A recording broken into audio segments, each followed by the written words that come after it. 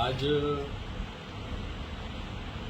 Press conference इसलिए कर रहे हैं कि जब से राजस्थान में और केंद्र में भारतीय जनता पार्टी की सरकार बनी है तब से जनता परेशान है। कल परसों की ये घटना है, आपको मालूम होगा कि नागौर से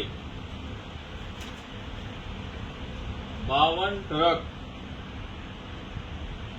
गाय भरकर और पता नहीं गुजरात ले जा रही थी या मध्य प्रदेश ले जा रही थी या महाराष्ट्र जा रही थी। वो गाय कहां जा रही थी और सरकार के प्रोटेक्शन में जा रही है, पुलिस उनको सुरक्षा दे रही है और एक एक गाड़ी में 10-10, 12-12 गाय ठूस ठूस के भरी है। न उनके लिए चारा पानी की कोई व्यवस्था और एस्कॉर्ट जैसे मंत्रियों कोई मुख्यमंत्री आता है ऐसे सरकार के जो प्रशासन के जो अधिकारी थे उन गायों को मतलब कत्ल खाने ले जा रहा था।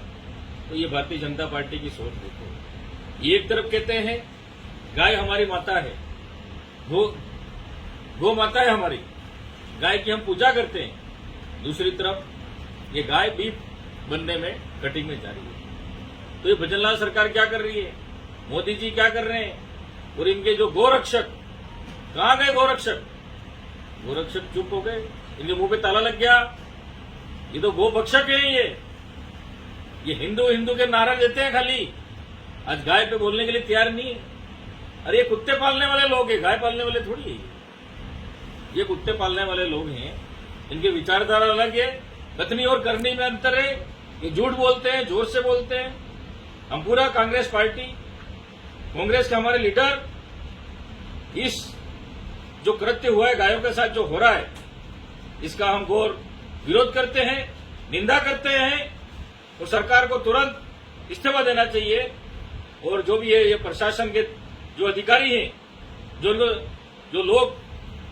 लोगों को पता था कि ये गाय कटिंग में जा रही है, उनको रोक रहे थे, लेकिन पुलिस ने उनके साथ लाठीचार्ज किया, उनके साथ मारपीट की। मतलब कहीं न कहीं भजनलाल जी का सरकार का पूरा हाथ है इसमें। ये बीफ के माध्यम से सरकार को वोट लड़ने के लिए, चुनाव लड़ने के लिए वहां से चंदा मिल रहा है, इसलिए गाय कटिंग में भेज रहे हैं और हम इसका पुरजोर से विरोध करते हैं। ऐसी सोच है भारतीय जनता पार्टी की और हम कांग्रेस वाले हम चुप बैठने वाले नहीं है और वास्तव में हम गाय पालने वाले हैं। मेरे खुद आप आके देखो मेरे गाय कितनी है, हम चारा कितने टाइम देते हैं, पानी कितना टाइम देते हैं, हम गोबर उठाते हैं। तो ये तो खाली गाय का नाम देते हैं, जब चुनाव आएंगे हिंदू मुस्लिम कहेंगे। तो इस तरह से धर्म की राजनीति और जाति की राजनीति करके ये देश को गुमराह कर रहे हैं। लेकिन जनता जान चुकी है, आज 1.5 से 2 साल हो गया, जनता परेशान है। गांवों में लाइट नहीं मिल रही है, सिंगल फेस लाइट नहीं मिल रही। अभी रोज कह रहे हैं क्या हो रहा है, पावर कट है। नरेगा में लोगों को रोजगार नहीं मिल रहा है और होली से पहले 4-4, 5-5 पखवाड़ों के आज तक मजदूरों का भुगतान नहीं हुआ है। वो भी आंदोलन कर रहे हैं, मेटों का पेमेंट नहीं हुआ है, कारीगरों का पेमेंट नहीं हुआ है। आज जनता त्रस्त है और काम भी निकालने, सेंक्शन निकल नहीं कह रहे आपका ऑनगोइंग चल रहा है। अरे बिजली तुम्हारे जो भुगतान ही नहीं हुआ तो ऑनगोइंग ही बोलेंगे। लेकिन जिस तरह से भारतीय जनता पार्टी आम जनता को परेशान कर रही है, इसका हर्जाना समय आने पर पंचायती राज चुनाव में और अगले चुनाव में भी जनता इनको मुंहतोड़ जवाब देगी।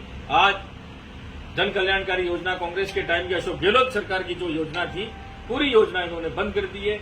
आज हॉस्पिटल में देख लो, आपने अभी कल परसों पता किया कि पूरी जांचें बाहर से करा रहे हैं, डॉक्टर की मिलीभगत से। और यह ट्राइबल बेल्ट है, आदिवासी गरीब लोग रहते हैं, यहाँ जनजाति बाहुल्य क्षेत्र है, जिस तरह से गरीबों को लूटा जा रहा है, ये हम कतई बर्दाश्त नहीं करेंगे और समय आने पर जनता इसका जवाब देगी। काफी प्रोग्राम थे, इसका विजिट भी करेंगे हम और कई बार विजिट मैंने रात को किया भी है, आपको मालूम भी होगा। और मैंने डॉक्टरों को, सीधी कलेक्टर से भी मैंने बात की कि अस्पताल में अव्यवस्था हो रही है, इसको सुधारो।